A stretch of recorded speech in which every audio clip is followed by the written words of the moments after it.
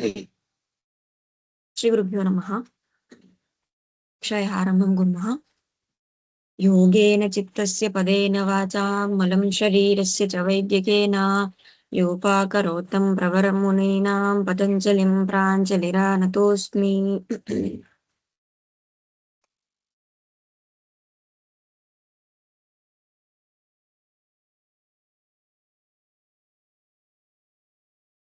अवगतं खलु ह्यस्तनम्?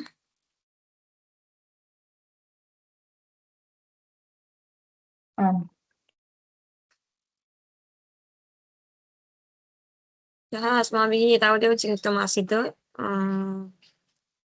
लादेशु विषये रपोरोलः इत्यत्र रकारग्रहणं कर्तव्यम् इति चेत् नास्ति। तत्र अविभक्तिकः निर्देशः वर्तते कृप उपुरहलः इति। अतः तत्र स्वतः एव ऋकारः गृहीतः वर्तते सूत्रे इत्यतः पुनः पृथक् ग्रहणं नापेक्षितम्।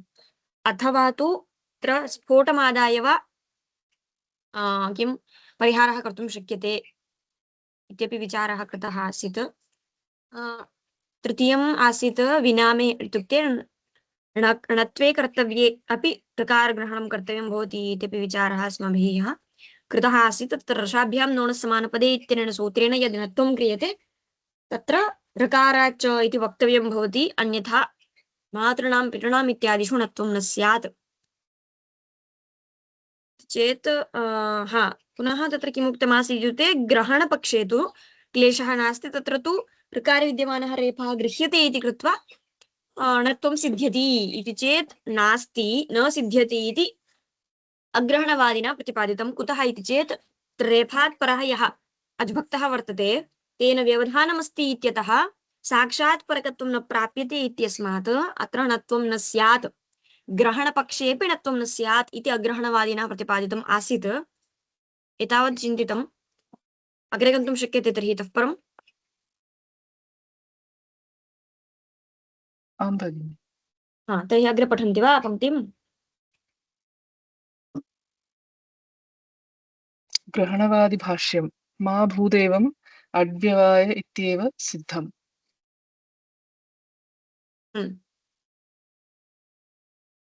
इदानीं अग्रे अग्रहण अस्ति अस्ति एवं पठन्तु पठन्तु, प्रदीपं प्रदीपः पठन्तु। अड्व्यवाय इति ऋकारेण यथा दीर्घो गृह्यते एवं ऋकारभागोऽपि इति भावः। एवम्। इदानीं यथा पश्यन्तु, अग्रहणवादिना ग्रहणपक्षेऽपि न सिद्ध्यति इति आक्षेपः कृतः वर्तते। अतः इतः परं ग्रहणवादी प्रतिपादयति नास्ति, तथा भवता तत्र वक्तुं न शक्यते। अज्भक्तः व्यवधायकः अस्ति, अतः साक्षात् रेफः न प्राप्यते, तस्मात् रेफपरकत्वाभावात् णत्वं न स्यात् इति भवता यदुच्यमानं तद् वक्तुं न शक्यते इति ग्रहणवादी इदानीं प्रतिपादयन् अस्ति। किमर्थम् इति चेत् तत्र अग्रे रसाभ्यां नोणसमानपदे इति सूत्रानन्तरम् अग्रे किं सूत्रं कृतम् इत्युक्ते अड्कुप्वाङ्नुं व्यवायेपि इति सूत्रमस्ति।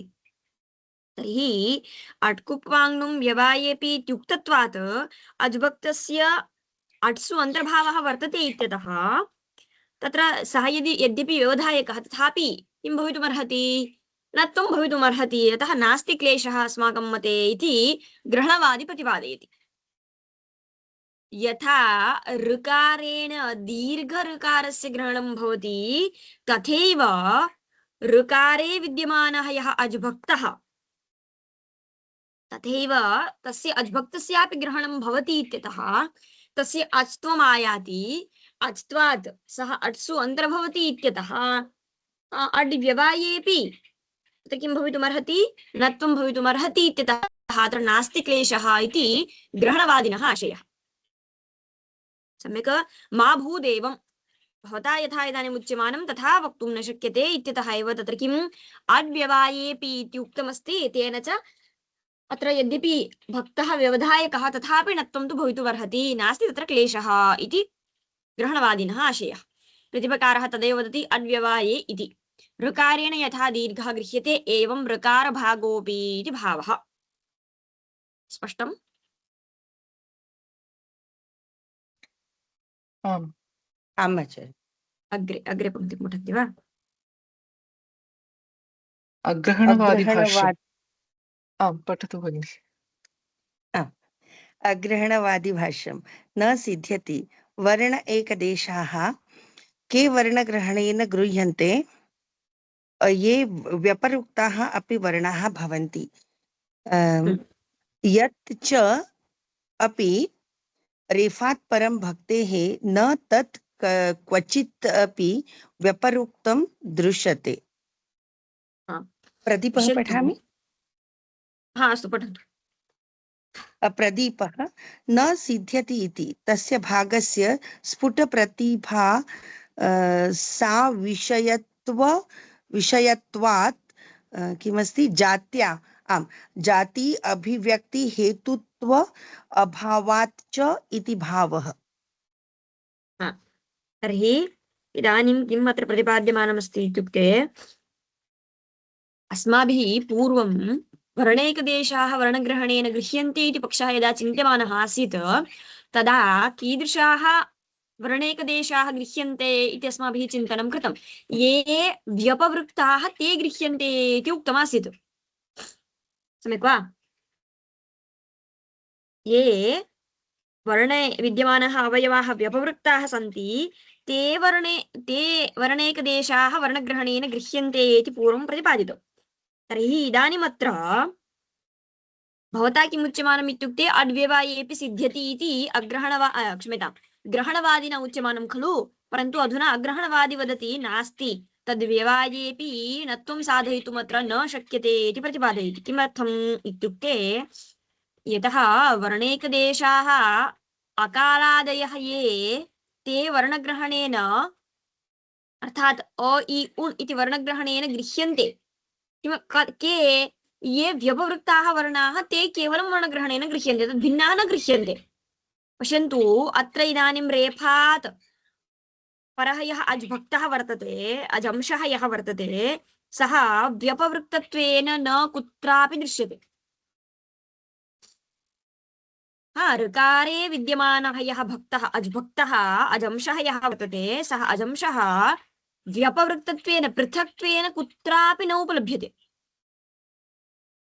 तर्हि व्यपवृत्तत्वेन तस्य ग्रहणाभावात् कथं वा तस्य अट्सु अन्तर्भावः स्यात्?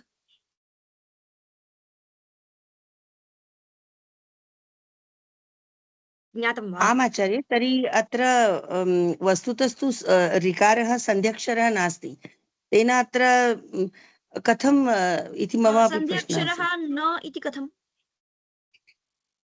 सन्धिवर्णः एव इत्युक्ते चेत् ऋकारः तत्र वर्णद्वयं रेफश्रुति तत्र अस्ति, किन्तु प्रत्यक्षात् तु न तत्र दृश्यते खलु। वयं ऋकारस्य यावत् वयम् एकारस्य अ उ इति वदामः तावत् ऋकारस्य तु न वक्तुं शक्यते खलु। पश्यन्तु, पश्यन्तु, रेफश्रुति एकारे अपि अकार इकारयोः पृथक् उपलब्धिः नास्ति खलु।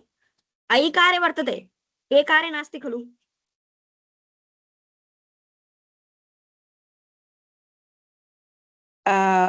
इदानीं तु कस्यापि पृथक् उपलब्धिः नास्ति इति इदानीमिति सिद्धान्तः जातः। इदानीमिति न वर्णैकदेशाः गृह्यन्ते इति पक्षे वा? तत् पक्षे वा हा किम् अस्ति? अस्माभ्यं तत्र एकारे स्फुटतया अकार इकारयोः उपलब्धिर्नास्ति खलु। ऐकारे वर्तते, एकारे तु नास्ति खलु। तावता तर्हि एकारः सन्धिवर्णः न वा? सन्धिवर्णः एव। आं सन्धिवर्ण एव। न, तथैव ऋकारोऽपि। किन्तु ऋकार सन्धिवर्ण इति वयं न स्वीकृतवन्तः खलु सिद्धान्तः। सन्धिवर्णः इत्युक्ते सन्धिवर्णः नाम अन्यथा कोऽपि आशयः न, तत्र वर्णद्वयमस्ति इति तावदेव आशयः। किन्तु तत्र सन्धिवर्णः इति कथनं श्रुति मास्तु, रेफस्य परन्तु वर्णद्वयमस्ति। सन्धिवर्णः इति कथनं किन्तु मास्तु। आचार्ये हा, अत्र केवलं रेफस्य श्रुति एव स्वीकृतमस्ति खलु, न तु वर्णत्वेन तस्य वा जात्यत्वेन तस्य स्वीकारः कृतमस्ति। कस्य? रेफस्य ऋकारे। ऋकारे रेप वर्णद्वयमस्ति, रेफः अस्ति, अपरः अज्भक्तः अस्ति इति आम् वर्णत्वेनैव स्वीक्रियते रेफः। एवम्। वर्णद्वयं अस्तु जातम्। आचार्य, अस्तु अस्तु अस्तु सन्धिवर्णः इति आचार्य, कथनं मास्तु, अस्तु सम्यक्, परन्तु तत्र वर्णद्वयमस्ति। एवम् अस्तु आचार्य। हम्म, तर्हि इदानीम् अत्र अग्रहणवादिना तु किमुच्यमानमस्ति इत्युक्ते वर्णैकदेशाः वर्णग्रहणेन गृह्यन्ते इति भवतां यद् मतमस्ति ग्रहणवादिनां, तत्र भवतां मते कीदृशाः वर्णाः गृह्यन्ते इत्युक्ते ये वर्णाः व्यपवृत्ताः, वर्णेषु येषां व्यपवृत्तत्वेन प्रतिभासः अस्ति तादृशाः वर्णाः केवलं वर्णग्रहणेन गृह्यन्ते। प्रकृते यः अज्भागः वर्तते, अजंशः यः अस्ति, सः व्यपवृत्तत्वेन न कुत्रापि अन्यत्र दृश्यते। यथा इदानीम् ऐकारे विद्यमानः अकारः, सः पृथग् अ इ उ इत्यत्र अस्मभ्यं दृश्यते, पृथक्त्वेन तस्य उपलब्धिः वर्तते, सम्यक् वा? अतः तेषां वर्णग्रहणेन ग्रहणं भवितुमर्हति। परन्तु अयं यः अज्भक्तः अस्ति, सः तु कुत्रापि अन्यत्र न उपलभ्यते, पृथक्त्वेन कुत्रापि तस्य प्रतिभासः नास्ति, सम्यक् वा?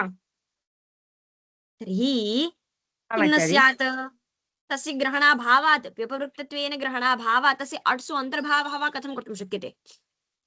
अट्सु अन्तर्भावः अपि भवितुं नार्हति। तर्हि तस्य व्यवाये णत्वं न स्यात्। णत्वं केवलम् अड्व्यवाये तावदेव। अयम् अज्भक्तः तु अट्सु नान्तर्भवति, तर्हि अस्य व्यवाये सति अत्र णत्वं न स्यात् इति अग्रहणवादिनः आशयः।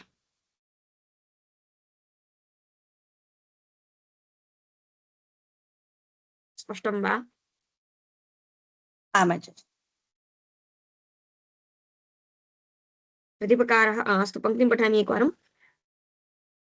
न सिद्ध्यति, ग्रहणवादी ग्रहणवादिनं प्रतिवदति अड्व्यवायेऽपि अत्र णत्वं साधयितुं न शक्यते इति। किमर्थम् इति चेत् वर्णैकदेशाः ये वर्णग्रहणेन गृह्यन्ते, के वर्णग्रहणेन गृह्यन्ते? ये व्यपवृत्ताः अपि वर्णाः भवन्ति, सम्यक्? ये वर्णाः व्यपवृत्ताः अपि सन्ति, भिन्नाः अपि ये वर्णाः उपलभ्यन्ते, ते वर्णाः केवलं वर्णग्रहणेन गृहीताः भवन्ति। अयं यः अज्भक्तः, सः तु व्यपवृत्तत्वेन कुत्रापि न उपलभ्यते, पृथक्त्वेन कुत्रापि अस्य वर्णस्य उपलब्धिः नास्ति। यच्चापि रेफात् परं भक्तेः न तत् क्वचिदपि व्यपवृत्तं दृश्यते, कुत्रापि व्यपवृत्तं न दृश्यते इत्यतः तस्य ग्रहणं भवितुं नार्हति। तर्हि तद्व्यवाये तस्य अज्भक्तस्य अट्सु कुत्रापि अन्तर्भावः भवितुं नार्हति इत्यतः तद्व्यवधाने सति अस्माभिः णत्वं कर्तुं न शक्यते इति अग्रहणवादिनः आशयः। तत्र प्रतिपकारः वदति न सिद्ध्यति इति। तस्य भागस्य इत्युक्ते अज्भक्तः यः वर्तते तस्य भागस्य इत्यर्थः। तस्य भागस्य, अज्भागस्य केनापि स्फुटप्रतिभासः न भवति, सम्यक् वा? इति कृत्वा तत्र इदानीम् अत्वादिजाति अभिव्यक्ति हेतुत्वं नास्ति। अत्वं वक्तव्यं चेत् सः अचवर्णः इति वक्तव्यं। सः अचवर्णः पृथक् यदि गृह्यते तर्हि वयम् अयम् अचवर्णः इति वक्तुं शक्नुमः, परन्तु केनापि तस्य प्रतिभासः न भवति इत्यतः तत्र अत्वादिजाति अभिव्यक्ति हेतुत्वमपि नास्ति इत्यतः केनापि अचवर्णेन तस्य भागस्य ग्रहणं भवितुं नार्हति। तदेव तत्र प्रतिपकारः लिखति तस्य भागस्य स्फुटप्रतिभास अविषयत्वात् जात्यभिव्यक्ति हेतुत्वा भावाच्च इति भावः। स्पष्टम्?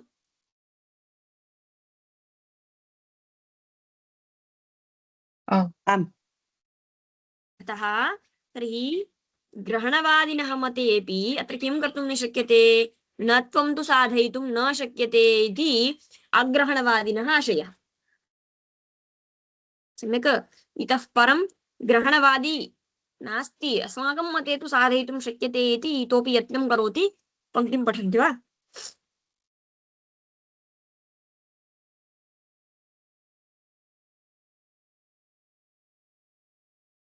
ग्रहणवादिभाष्यम् एवं तर्हि योगविभागः करिष्यते रसाभ्यां नोणः समानपदे ततः व्यवाये व्यवाये च रसाभ्यां नोणो भवति इति ततः अट्कुप्वाङ्नुभिः इति इदानीं इदमिदानीं किमर्थं नियमार्थम् एतैः एव अक्षरसमाम्नायि नायिकैः व्यवाये नान्यैः इति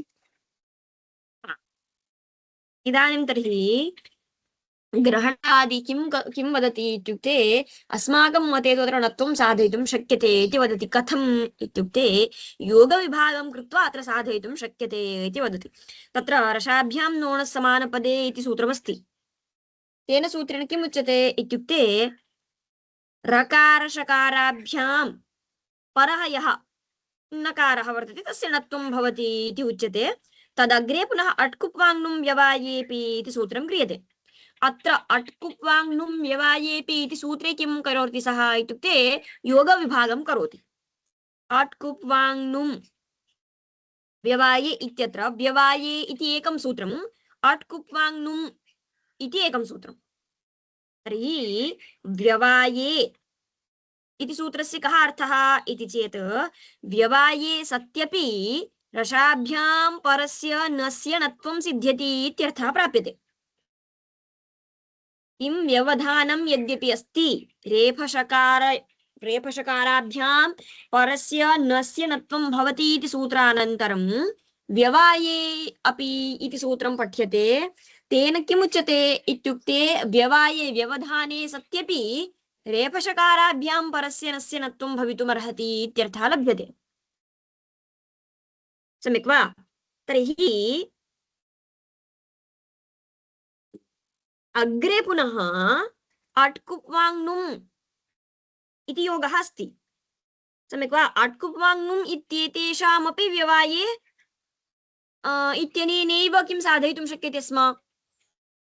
व्यवधानं नाम सर्वेषामपि व्यवधानं खलु। तत्र अट् वर्णानामपि व्यवधानं भवितुमर्हति, कवर्गस्यापि अट्कुप्वाङ्नुं सर्वेषामपि व्यवधानं तु भवितुमर्हति।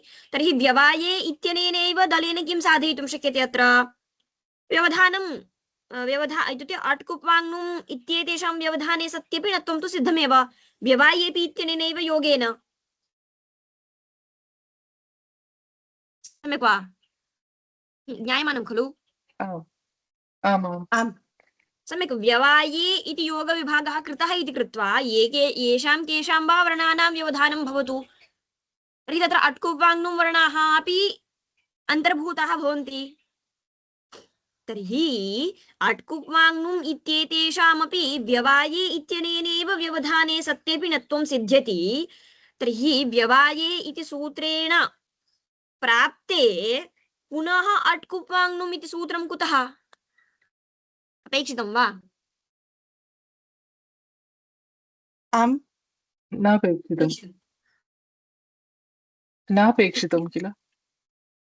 परन्तु ह्यः वयं अपेक्षितमिति उक्तं खलु? चर्चितवन्तः किल? अवगतमिति उक्तवती। अवगतमिति वा? भगिनी उक्तवती। अत्र तु ह्यः वयं चर्चितवन्तः किल, यत्र पृथक्तया न उपलभ्यते तत्र अस्य आवश्यकता अस्ति रसाभ्याम् इत्यत्र। सत्यं, ह्यः अस्माभिः चिन्तितम्। अधुना यति किमुच्यमानमस्ति इत्युक्ते इदानीं ते योगविभागं कुर्वन्तः सन्ति खलु। तर्हि योगविभागः यदि क्रियते तर्हि व्यवाये इत्यनेन एव साधयितुं शक्यते। पुनः अट्कुप्वाङ्नुम् इति नापेक्षितं, यतः व्यवधानं येषां केषामपि भवितुमर्हति। तत्र अट्कुप्वाङ्नुं वर्णाः अपि अन्तर्भवन्ति। तर्हि व्यवाये इत्यनेनैव सूत्रेण साधयितुं शक्यते चेत् पुनः पृथक् अट्कुप्वाङ्नुम् इति किमर्थं वक्तव्यम्?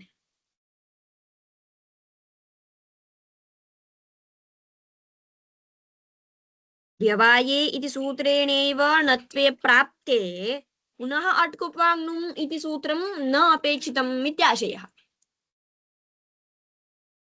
एवं ज्ञातं वा? यतः व्यवधानं तु येषां केषामपि वर्णानां भवितुमर्हति इति व्यवाये इत्यनेन सूत्रेण उच्यते। तत्र व्यवाये इत्यनेन एतेषामेव वर्णानां व्यवधानं भवेदिति नास्ति कोऽपि नियमः न उक्तः। यत्किमपि तत्र व्यवधायकमस्ति चेदपि भवितुमर्हति इति उच्यते। तर्हि अट् वर्णः वा भवन्तु, कवर्गः वा भवतु, पवर्गः वा भवतु, अथवा तु अन्ये वा वर्णाः भवन्तु, सर्वेपि वर्णाः तत्र गृहीताः भवन्ति। व्यवाये इत्यनेनैव सूत्रेण साधयितुं शक्यते सर्वेषामपि वर्णानां व्यवधाने सत्यपिणत्वम् इत्यतः पुनः अट् कुप् वाङ्नुम् इति किमर्थं तर्हि वक्तव्यम्? किमर्थं तत् सूत्रम् इति चेत् नियमार्थं तत् सूत्रम् उच्यते इति अग्रे प्रतिपादयन्ति। व्यवायेऽपि इत्यनेन सिद्धे सति पुनः आरभ्यते इत्यतः तद् नियमाय भवति। सिद्धे सति पुनरारभ्यमाणो विधिर्नियमाय भवति इति उक्तत्वात्। सत्यं खलु? व्यवाये इत्यनेनैव सूत्रेण णत्वे सिद्धे पुनः अट् कुप् वाङ्नुम् इति सूत्रम् आरब्धम् इत्यतः तद् नियमार्थं भवति। तर्हि तेन कश्चन नियमः क्रियमाणः वर्तते इत्यर्थः। कः नियमः तेन उच्यते इति चेत् यदि अक्षरसमाम्नायिकैः व्यवधानम्, अक्षरसमाम्नायिकाः अ इ उ इत्यादयः ये वर्णाः सन्ति तैः अक्षरसमाम्नायिकैः यदि व्यवधानं तर्हि अट् कुप् वाङ्नुम्भिः व्यवाये एव णत्वं भवति इति नियमः क्रियते। तद् भिन्नानाम् अत्र ग्रहणं नास्ति। इदानीं पश्यन्तु, अत्र किञ्चित् स्पष्टं ज्ञातव्यमस्ति। अत्र नियमः कः क्रियमाणः इति, यदि अक्षरसमाम्नाये विद्यमानानां वर्णानां व्यवधानम् इष्यते, केवलम् अक्षरसमाम्नाये विद्यमानानां वर्णानां विषये अयं नियमः क्रियमाणः वर्तते। यदि अक्षरसमाम्नायिकैः व्यवधानम् इष्यते तर्हि अट् कुप् वाङ्नुम्भिः व्यवाये एव णत्वं भवति इति नियमः। अनेन नियमेन किं कृतम् इदानीम् इत्युक्ते, अट् कुप् वाङ्नुम् भिन्नाः ये अन्ये व्यञ्जनवर्णाः सन्ति तेषां तु व्यवायेऽपि णत्वं सिद्ध्यति एव इति अनेन इदानीं ज्ञापितं भवति, अनेन नियमेन।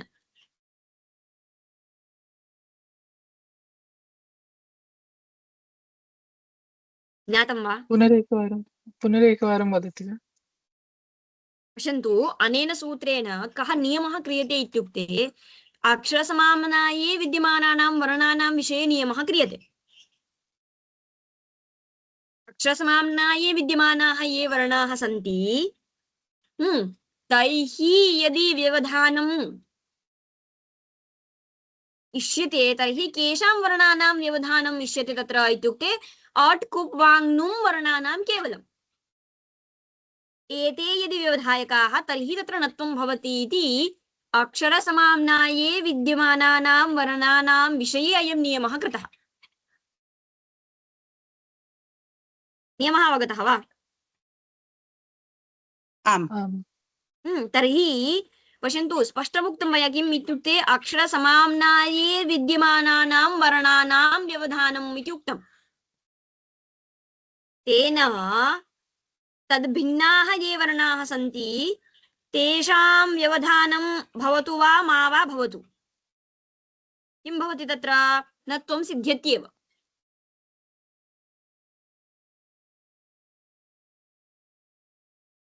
ज्ञातं वा? तर्हि आम् आचार्य, एकेपि किन्तु वर्णाः एषः तु सन्ति। दोषः खलु आचार्य? किम्? एषः तु दोषः खलु? किमर्थम्? अन्येषां वर्णानां न इच्छति तथापि तत्र केवलं व्यवाये इति पदेन तत्र अन्येषामपि भवति णत्वं, न इच्छति तत्रापि भवति। वस्तुतः दोषः न, वस्तुतः अस्माकम् इष्टं सिद्ध्यति। इदानीं पश्यन्तु, अनेन नियमेन तैः किं साध्यमानम् इत्युक्ते मातॄणाम् इत्यत्र णत्वं सिद्ध्यति। पश्यन्तु, मातॄणाम् इत्यत्र यः अयं ऋकारः वर्तते तत्र तु व्यवधायकः कः अस्ति? अज्भक्तः खलु व्यवधायकः वर्तते। सः अज्भक्तः अक्षरसमाम्नाये कुत्रापि नान्तर्भवति। सम्यक् तर्हि अयं नियमस्य विषयकोटौ नैव अन्तर्भवति। सत्यं खलु? अस्माभिस्तु नियमः अक्षरसमाम्नाये विद्यमानानां वर्णानां विषये केवलं कृतः। तर्हि अयम् अक्षरसमाम्नाये नास्ति इत्यतः अयम् अट्कुप्वाङ्नुं भिन्नः एव वर्णः इत्यस्मात् अस्य व्यवधानं यद्यपि तत्र अस्ति तथापि णत्वं साधयितुं शक्यते मातॄणाम् इत्यत्र। अतः ग्रहणपक्षे तु णत्वं साधयितुं शक्यते इत्यतः क्लेशः नास्ति इति ग्रहणवादिनः आशयः।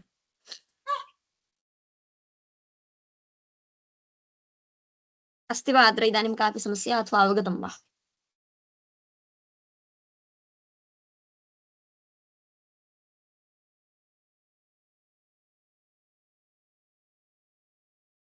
श्रूयते खलु? आम् आचार्य, तर्हि सूत्र श्रूयते। एकमेव भवेत् खलु आचार्य? किं किं सूत्रम् एकमेव भवेत्। रसाभ्यां नोणः समानपदे तत्र व्यवाये इति पदं स्थापयित्वा एकमेव सूत्रं तत्र भवेत्। स्थापनमिति न, तत्र स्थापनमिति न। अट्कुप्वाङ्नुं तर्हि व्यवये इति सूत्रमस्ति एव अग्रिमं, तत्र योगविभागः क्रियते परन्तु। अस्तु अस्तु, तत्र एव योगविभागः। सत्यं तर्हि सत्यं। रसाभ्यां नोणः इत्यत्र न स्थापनीयं व्यवाये इति, स तु नास्ति नास्ति, पृथगेव सूत्रं। पृथक् एव सूत्रम्। अस्तु। सत्यं। परन्तु तत्र रसाभ्यां नोणसमानपदे इत्यस्य अनुवृत्तिः तु स्वीक्रियते। आमां स्वीक्रियते। आम्, तर्हि सूत्रत्रयं भवति इदानीं योगविभागं एवं कृत्वा। सत्यं। ओ, स्पष्टम् एतावत्?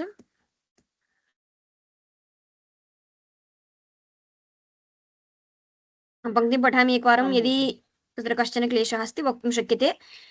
एवं तर्हि योगविभागः करिष्यते रसाभ्यां नोणः समानपदे, ततः व्यवाये, व्यवाये च रसाभ्यां नोणः भवति, ततः अट्कुप्वाङ्नुम्भिः इति। इदमिदानीं किमर्थम् इत्युक्ते अट्कुप्वाङ्नुम् इति किमर्थम् इति प्रश्नस्य आशयः। अतः अग्रे उच्यते नियमार्थम् एतैरेव अक्षरसमाम्नायिकैः व्यवाये न अन्यैः इति। अत्र नियमः स्पष्टः ज्ञातव्यः अस्ति। नियमः स्पष्टः ज्ञायते चेत् अन्यत् स्वतः ज्ञातुं शक्यते। स्पष्टम्? आम् आचार्य। अट्कुप्वाङ्नुम्भिः इति अट्कुप्वाङ्नुं व्यवाये इत्यनेनैव साध्यते किल? किं किमर्थं साध्यते? योगविभागः णत्वं किमर्थं पश्यन्तु, यदि योगविभागः यदि इति न अवगतम्। योगविभागः यदि न स्यात् तर्हि अयं यः अज्भक्तः वर्तते सः तु अट्कुप्वाङ्नुं कुत्रापि नान्तर्भवति खलु। आम्, तर्हि व्यवाये इत्यनेनैव योगेन णत्वं साधनीयम्। तर्हि व्यवाये अस्ति चेत् पुनः अट्कुप्वाङ्नुम् इति किमर्थम्? तत् किमर्थम् इत्युक्ते तद् नियमार्थं। कः नियमः तेन क्रियमाणः इत्युक्ते अक्षरसमाम्नाये विद्यमानाः वर्णाः यदि केऽपि व्यवधायकाः तर्हि ते वर्णाः के भवेयुः इत्युक्ते अट्कुप्वाङ्नुं वर्णाः एव भवेयुः, तद् विभिन्नाः वर्णाः न भवेयुः इति नियमनं क्रियमाणम्। अस्तु, तर्हि व्यवाये इत्यत्र ऋकारस्य ग्रहणं भवति। इदानीं तु पश्यन्तु, इदानीं तु अत्र किं साध्यमानमस्ति इत्युक्ते नियमेनापि णत्वं साधयितुं शक्यते। यतः अयं नियमः तावत् अक्षरसमाम्नाये विद्यमानानां वर्णानां विषये तावदेव खलु क्रियमाणः। आम्, तद् भिन्नानां वर्णानां विषये तु नास्ति। नास्ति। तर्हि तर्हि व्यवाये इति उक्ते अपि हा अक्षरसमाम्नायस्यापि ग्रहणं भवति किल? अक्षरसमाम्नायस्यापि ग्रहणं भवति, तथापि किमर्थम् अट्कुप्वाङ्नुम् इत्युक्ते तद् नियमार्थं। तत् किं नियमयति? नियमार्थम् इति। नियमार्थमेव तद्। किं आम्, नियमयति इत्युक्ते अक्षरसमाम्नाये विद्यमानाः ये अट्कुप्वाङ्नुं वर्णाः तेषां व्यवधानं तावदेव इष्यते। एवम्। अक्षरसमाम्नाये विद्यमानाः वर्णाः तावदेव अत्र गृह्यन्ते। तद् भिन्नाः वर्णाः ये केऽपि व्यवधायकाः चेदपि तत्र णत्वं भवितुमर्हति, तत्र नास्ति क्लेशः। सत्यं, व्यवाये इत्यनेनैव णत्वं साध्यमानमस्ति अत्र इदानीं कुत्र मातॄणाम् इत्यादिषु आम्, ग्रहणवादिनः मते एवं क्रियमाणमस्ति इदानीं। स्पष्टम्? आम्। प्रदीपस्य पङ्क्तिं पठन्ति वा?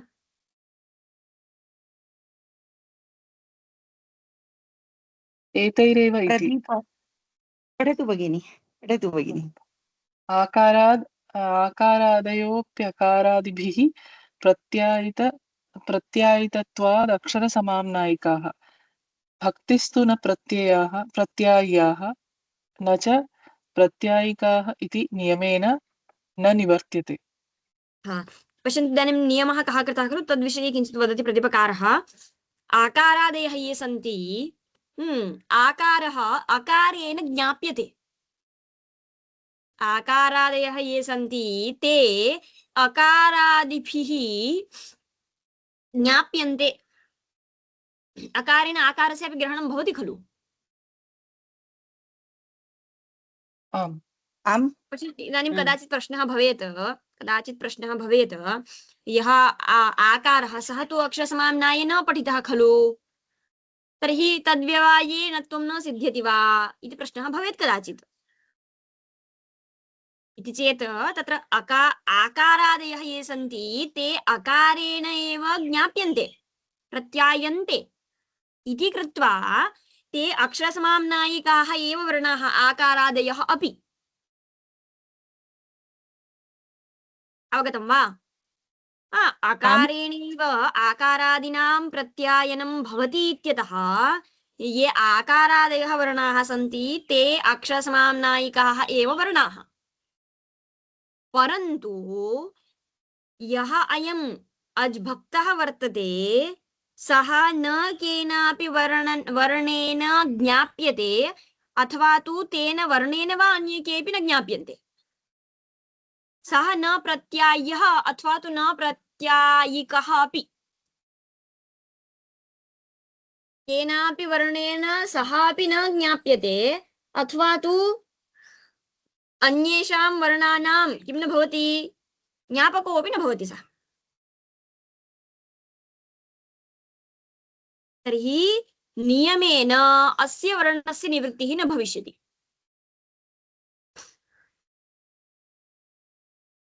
यतः अयम् अक्षरसमाम्नायिकः वर्णः न इत्यतः।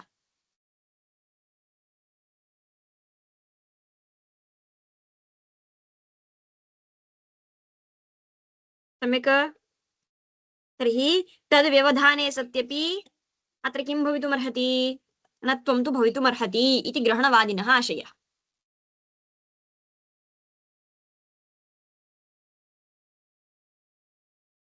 अवगतम्?